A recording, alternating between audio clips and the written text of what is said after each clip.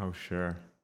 They were the most iconic musical duo of the early 2010s. The wild hair, the lensless glasses, and the bizarre outfits, mixed with a bright, overly saturated color scheme, helped to generate a combined On the same launcher? I only have one other 4 game. billion views across their 4 most popular music videos, in the process making LMFAO okay. an almost unforgettable If act. I die, the whole time, however, the two members of the group try it out. hated each other. Redfoo and Sky Blue feuded publicly on Facebook, became involved in lawsuits, were berated and destroyed by the media, all while each of their careers died a silent, slow death in the background, with failed project after failed project following their peak in 2011. The story of LMFAO is a brutal warning about the risks of going into business with a family member because, as you may or may not know, the group began as an uncle-nephew duo. Redfoo, being the uncle and older of the two by approximately 11 years, had been born into the music world, with his father being the incredibly rich and famous Berry Gordy, who founded Motown Records, which signed artists such as Stevie Wonder and Michael Jackson. With Sky Blue being the 11-year younger nephew of Redfoo, and therefore also being in the same family. You're actually part of a very famous family. Yes. And that is?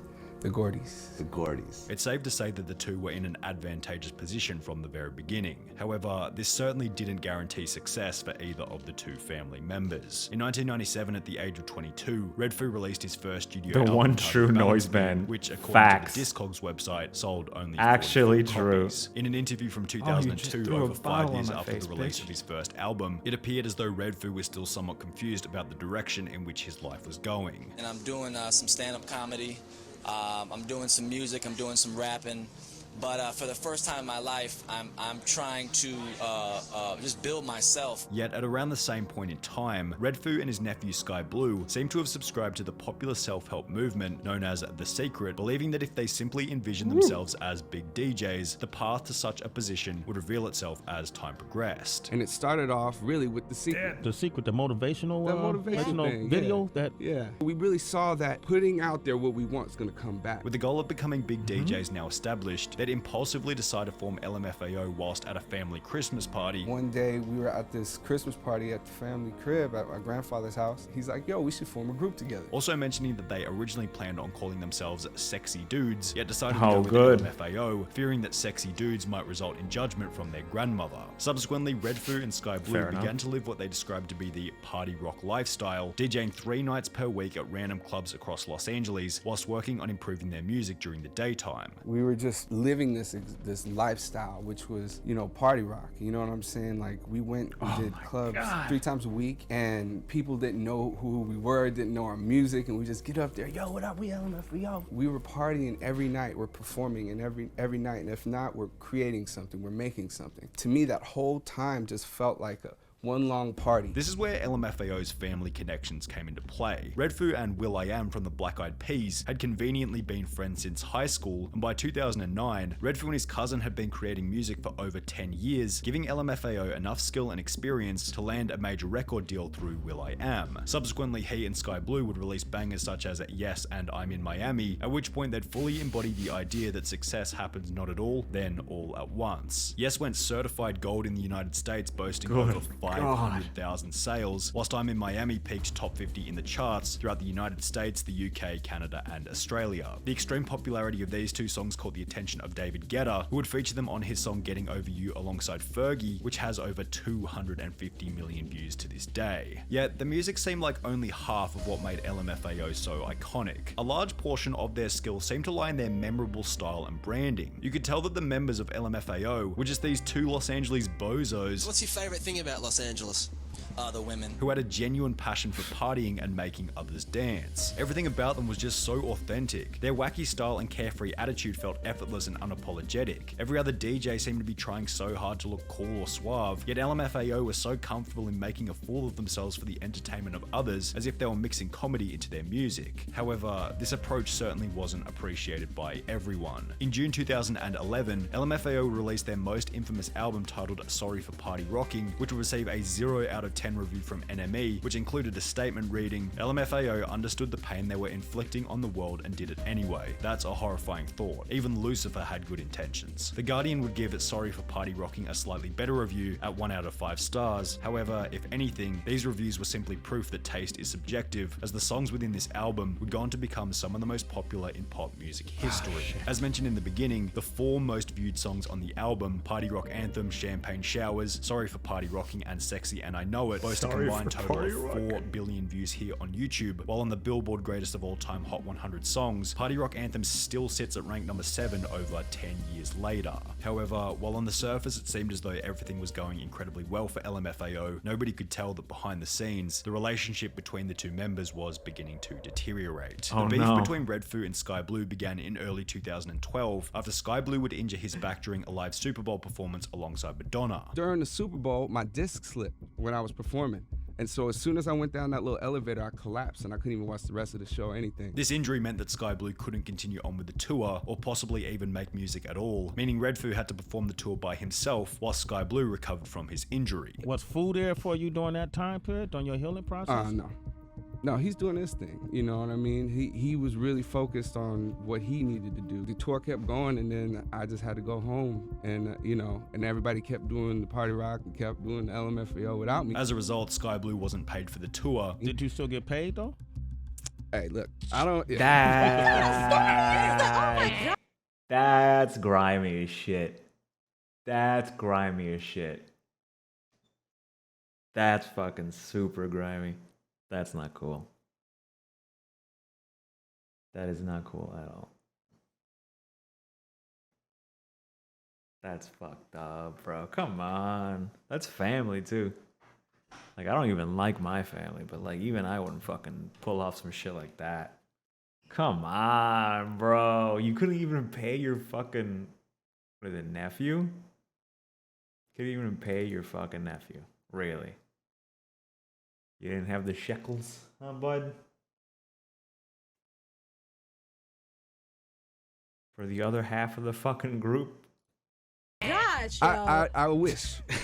So you got kicked out the group because your back went out. I mean, pretty, not out, yeah. Which must have soured their relationship pretty heavily, as after Bro, the tour I'd be concluded, fucking Sky heated. Blue and Redfoo wouldn't speak to each other for over a year. After my back went out, I didn't speak to Food for a year. Me and Food didn't talk for a year.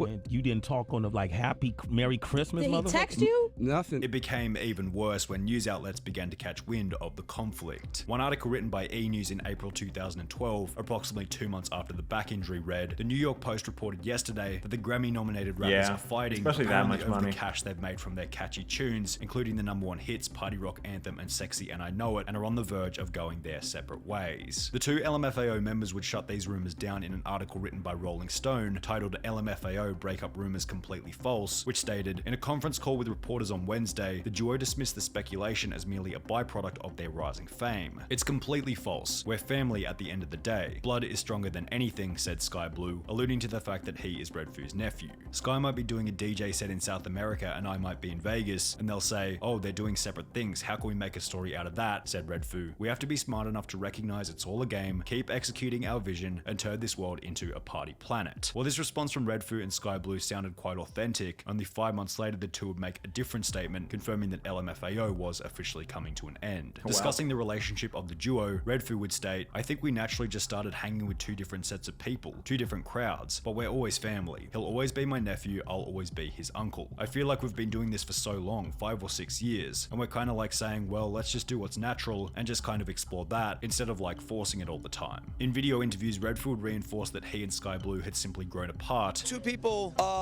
just grow. You grow, and we kind of grew into our own individuals, and we just wanted to do so many things. Yet shortly thereafter, Sky Blue would write a Facebook status directed at Redfoo, implying that their split wasn't so amicable. "I've been wanting to speak my truth about this whole LMFAO situation for a long time. Out of respect to my family, I kept it all to myself. The way you belittle people and your crazy power trips were some of the main reasons our relationship as family and partnership has greatly suffered."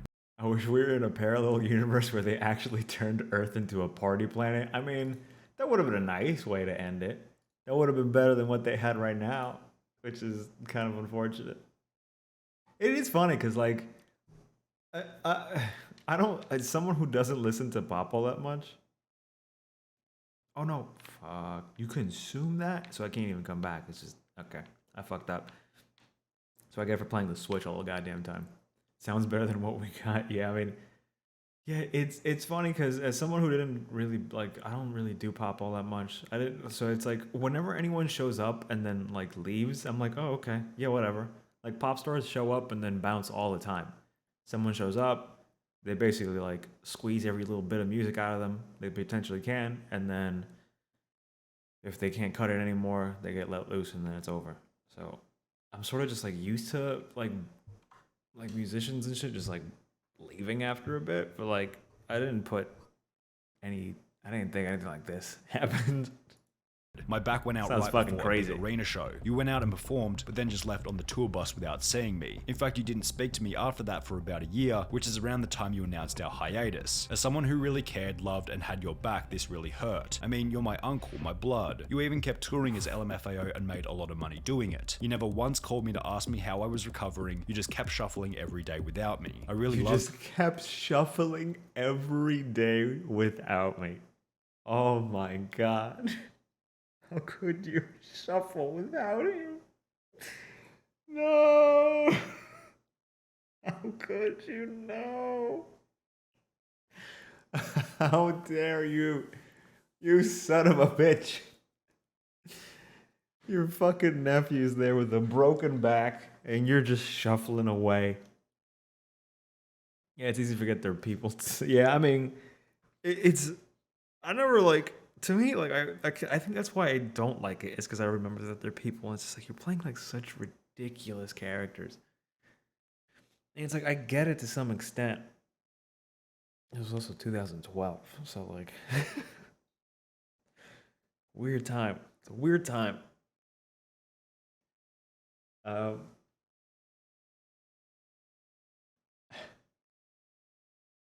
Sad shuffling noises.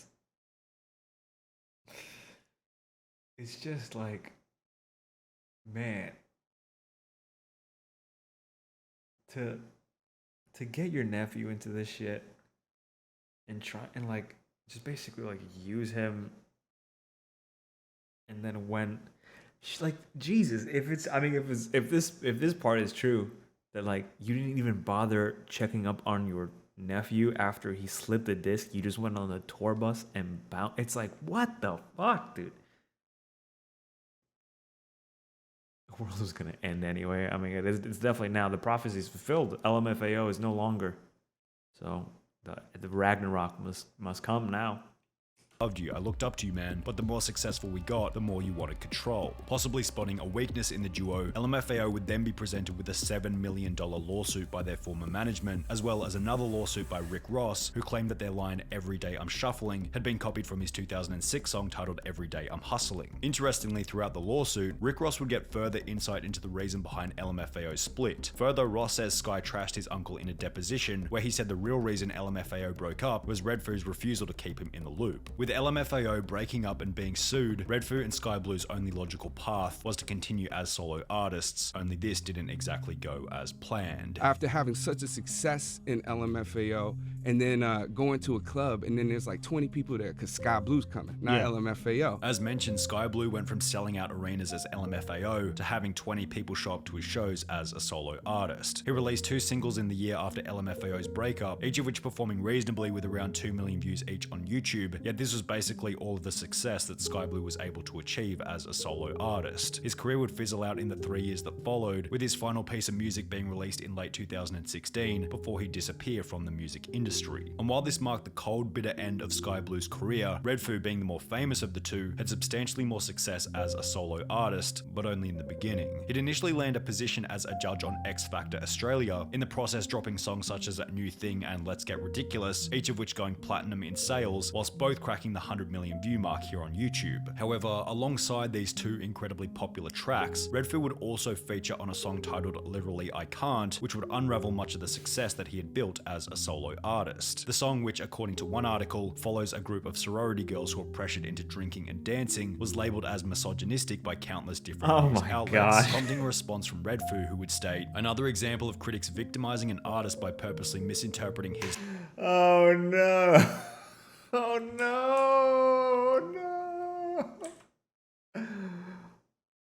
Oh no. Wait, why didn't Little John get any shit for this? Why did only Redfoo get shit for this? Little John was also in this thing. I don't see any Little John hate.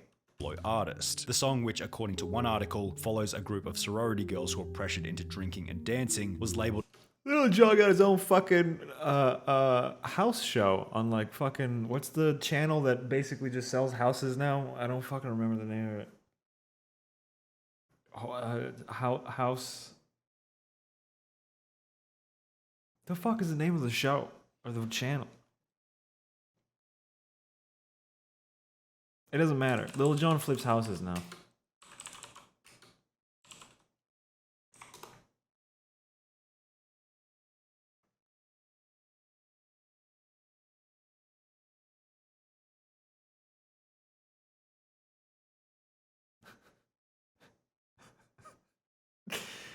The fuck, dude? Oh, HGTV.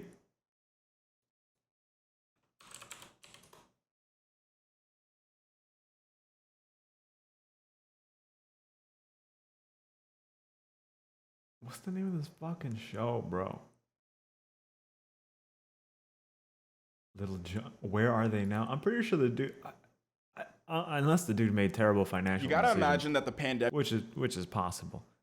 Like the dude's probably got money.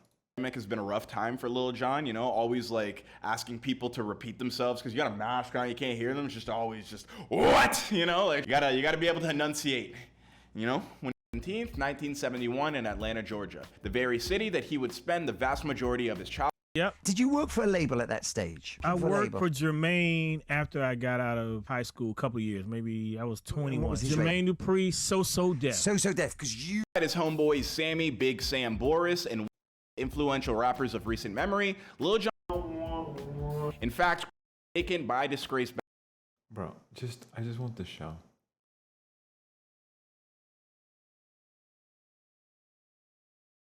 Okay. You're gonna have to take my word for it. There's no commercial. There's no like commercial. Little John comes to HGTV. There it is. Now you have to believe me. It's real. It's a real show. There we go. There's the tweet. Little John, HGTV. Oh, excuse me. This is an Instagram post. 10 reasons why we're excited for Little John to come to HGTV. It's so weird to see it. It's so fucking weird. What's Little John's net worth? How's Little John doing? 30 mil, potentially. It's hard to know, really. He's 51 years old. Little John's 51. I don't know why in my head I always thought Little John just stayed the same age. I just thought he was always like 24. That's it. As misogynistic by countless different news outlets, prompting a response from Redfoo, who would state, "Another example of critics victimizing an artist by purposely misinterpreting his/her work to support a pre-existing agenda, #literally I can't, which will create a rift between him and his audience, with Twitter responses such as, dude, you've got a video of bros victimizing a group of women because they don't feel safe drinking with them. No, this isn't victimizing. You're a blatant example of extreme misogynistic behavior. Whatever made you think those lyrics were okay? He's sexist and he knows it." Others would go so far as to create a petition stating that Redfoo shouldn't be rehired on the next season of X Factor, which went on to receive over 23,000 signatures. Jesus. Incredibly, the petition's request became a reality only a few months later, when Redfoo was ultimately fired from the show. He'd get another shot on television after being invited to compete on Dancing with the Stars, only to be eliminated in the very first round. Yet being booted from X Factor and being eliminated on Dancing with the Stars was nothing compared to the reality check that Redfoo would receive after he'd release a brand new album in 2016 titled Part party rock mansion. The album was dubbed a commercial failure after it would sell a miserable 144 copies in Australia for a number 172 debut, which was especially terrible as Red Foo 144 copies? Oh, no.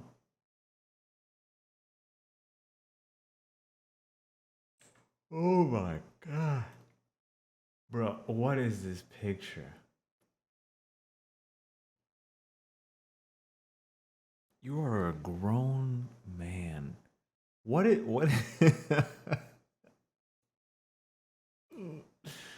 Hold on.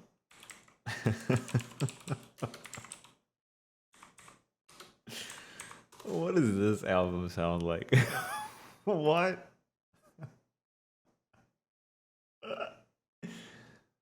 Oh, 2.2 billion views. This thing still gets 10,000 views an hour. This video is 11 years old and still gets 10,000 views an hour. Who is sitting? Who's consuming? Who are the 10,000 people who just have party rock anthem? It has to be like, who has it on? It can't be children that are just on all the time. Just constant party rock, I guess. Oh my word. Cruising down the Oh boy.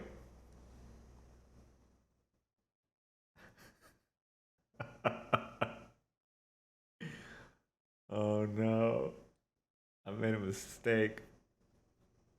strand, like what's up, like what's up. Girlies in the sand, tan and buzz, tan and buzz. My favorite shoes on my feet, okay. My shorts sailor free, and my tank is a shirt that's cut. Everybody think I'm a star. Riding slow, sitting low with my monkey handlebars, and I'm weaving through the skaters. Ain't tripping on them haters, cause I'm doing it real extra large. I got a koozie on my bruise so the cops don't sweat me. They ain't tripping on what I'm sipping on, cause it look like a Pepsi. Sounds just like Sexy, and I mean, they can only really write like 4 songs, right? Just worse. Ask me what I'm doing.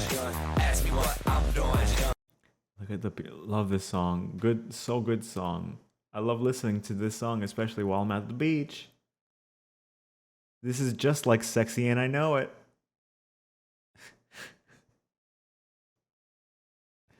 Sounds like advert music. The back does, yeah. Like if it didn't have his voice on it. But yeah, Zebo, I think they Natalia Lima agreed with you 3 years ago. Ask me what I'm doing. Ask me what I'm doing. I got a koozie on my bruise so the cops don't sweat me. They ain't tripping on what I'm sipping on, cause it look like a Pepsi. Ask me what I'm doing. Ask me what I'm doing. What are you doing? I'm at the beach cruising. It's so just come on, man. I can't believe like shit like this. I mean, look, people. I mean, you can talk all the shit that you want about this song. This is the exact same song that was written like fucking years ago, and like 4 bajillion people like that one. Like, there's no difference between this one and the last one. It's just like the only difference is drama in between. Like, it's just so funny how it's like something so popular could just go from the wiggly bass is powerful. Okay, what did I just walk into? Don't worry about it. We're watching a YouTube Where Are They Now LMFAO thing, and I heard that that homeboy over here still doing things, so I had to go check it out.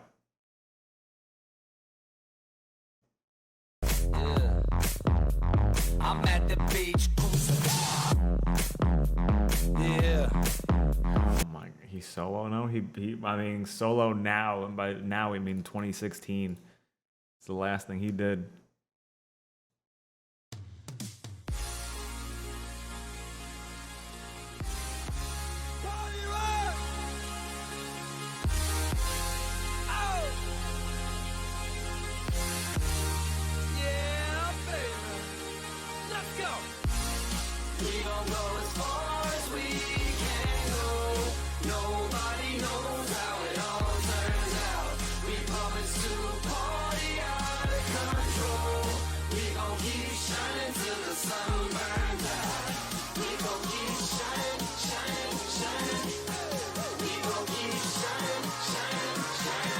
Beautiful song.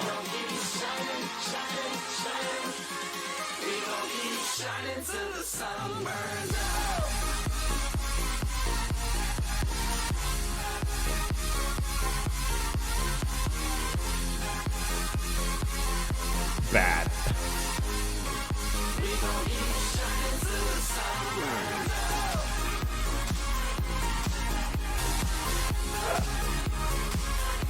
This is so fucking terrible. I hate it. The kind where someone walks into a store, walks into the product, zoom in on the product, zoom in on his face, zoom out, and then he's there, shirt open, holding the product, and him and the other bit. Are you having? Oh, you're describing like the commercial.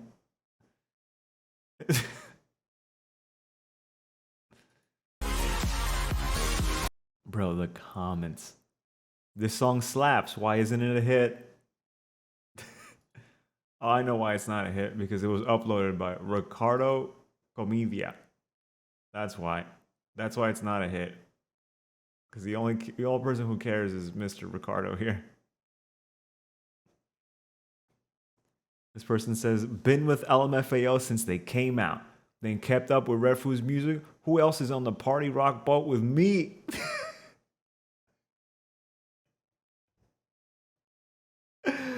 Oh no.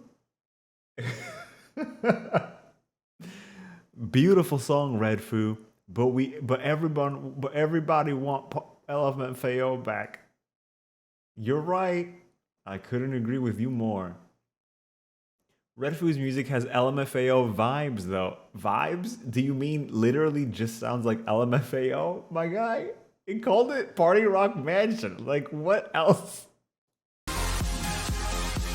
I mean, it certainly has a distinctive vibe. It's just house music. It's just really generic house music with like this annoying asshole fucking yelling on top of it.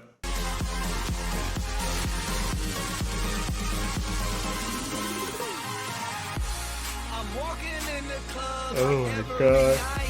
If you hating on me, you must be in the line. I'm in on my grind. Now Okay.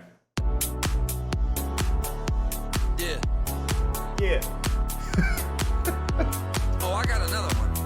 Oh, do you, Redford? Oh. Do you? Party rock. Yeah. Check it out. What I need is you and me. Sucking and fucking each other, the birds and the bees. You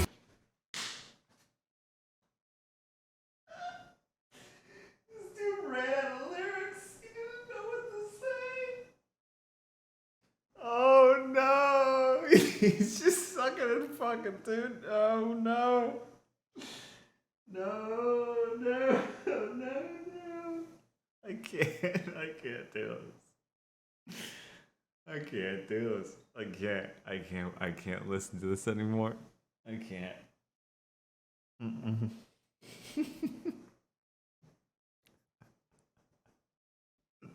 I can't listen to this. I can't. How am I supposed to take this seriously in any way, shape, or form?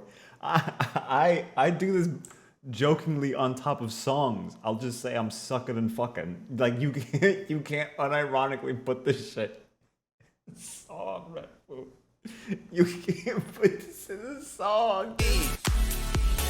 sucking and fucking each other, the birds and the bees. No. You know you hot, but you ain't got a nigga like me to hit the spot.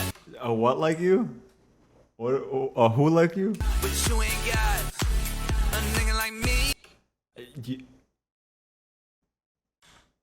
A what like what? A what like who? You know you hot, but you ain't got a nigga like me.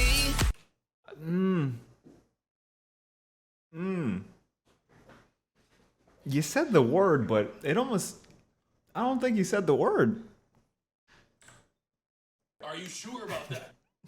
It almost sounds like he says the word, but then it almost sounds like he tries to not say the word. You know you hot, but you ain't got a nigga like me. He goes, anya, anya, anya, me. You're like, nya, is what he...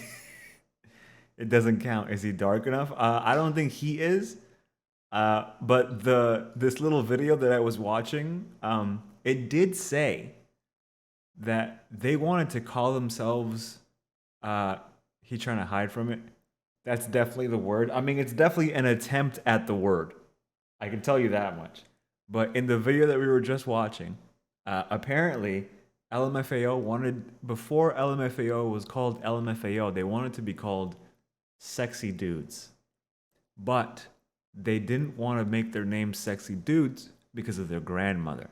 So, if I had to take a guess, this man wanted to say the N-word like pretty bad, but old grandma might hear it at some point, and she ain't gonna have any of that. She's gonna be like, "What word did you just say there?" and beat his ass, or take him out of the will. If I'm guessing, is what would actually happen. This dude's dad, by the way, is like a bajillionaire music producer. So that's the type of people that we're working with here. Like, this guy isn't just like LMFAO is like an anomaly that no, like his dad is like a well-known, like insanely famous, rich, successful music producer. Like, and this is what I mean about pop music a lot of the time. A lot of the time it's just manufactured bullshit. Sometimes it's real good shit, though. Sometimes the people work on that shit. They know what the fuck they're doing. But then other times, you get this shit. Yo, you did not say the words, son. You said the N part and you said the A part. But there's an ig that you missed. But you ain't got a nigga like me.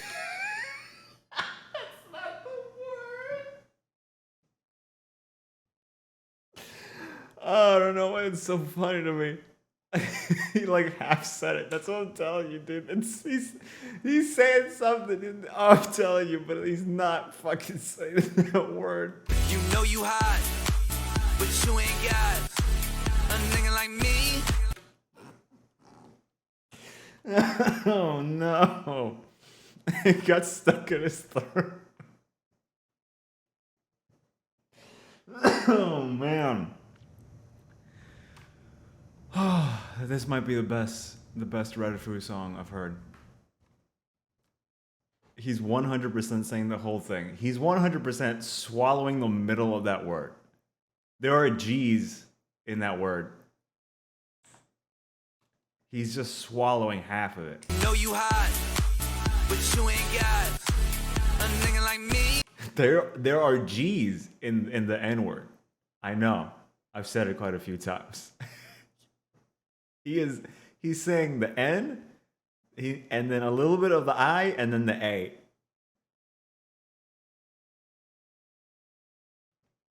He's going full Scottish on that one. Just look at the lyrics. I can't write them here. Let's just say that. Yeah, no, I figured as much. You can write the sucking and fucking. Why would you put that in the song, dude? You're sucking and fucking. Come on. To hit the spot. Ecstasy is what will be. Tell your click, we finna dip. You coming with me? Oh, tell your click. I thought this man said tell your clit. To hit the spot. Ecstasy is what will be. Tell your click, we finna dip. You coming with me? Oh, we gon' party at the after party. It's just I'ma take you home alone before everybody shows up. 'Cause you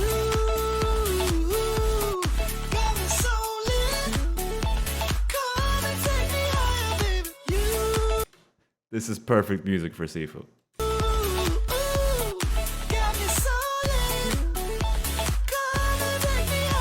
This is what they meant. Hands up, I'm losing my grip cause you so beautiful. When you stand up in the backseat, hair blowing in the wind.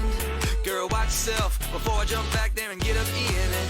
Now I'm actually ghost riding the whip cause I'm fucking with you. If we crash, I don't give a shit. Nah, I don't. Cause girl, you make me so fucking hot. I wanna burn up the way you make it pop at the spot. Okay, alright, okay, alright, okay. Alright, I'm done. I'm done. I can't. There's only so much I can take. I'm being like, I'm like distracted by how bad this song is.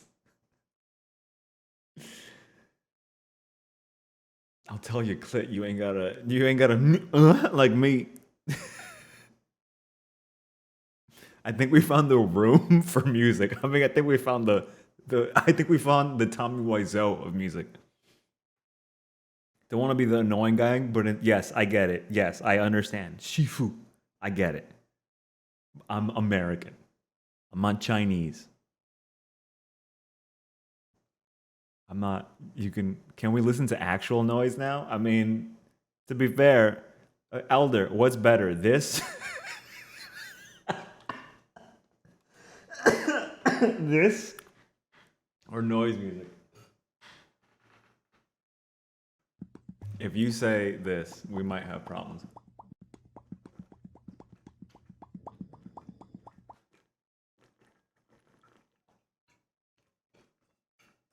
You're out of your fucking mind, bro. You're out of your mind.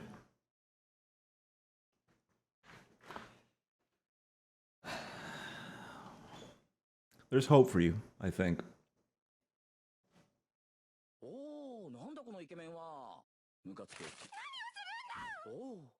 Zebo, you're not supposed to be helping the man. You're supposed to be agreeing with me. I'm trying to help you here, boss.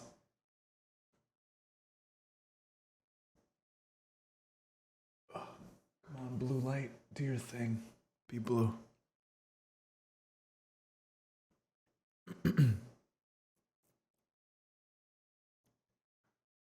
Noise offends my soul. This is bad music. Noise is the antithesis of music. I don't think it's the me and Tuna already got it set up for Sunday. He said he was going to jump in on Sunday at some point. So me and Tuna are going to talk about what exactly makes his dick hard when it comes to noise music. I guess Zebo agrees with you. But you see, when you say that, then if music is the beauty of sound, is that what music is? I don't know if it's the beauty of sound. Noise is the tragedy of sound. I don't know what the fuck you mean. I don't know what that means.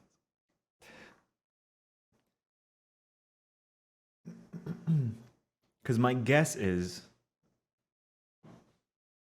music would just be like, I don't know, like Zebo in the comments. If I want something beautiful, listen, if you go fuck yourself. But you're such an asshole. Like, if I want to feel like I'm being ripped apart, I listen to noise. I don't know what that means. I don't know if I've ever wanted to feel ripped apart before. Also, that sounds like a BDSM thing, Elder. Just so we're clear here.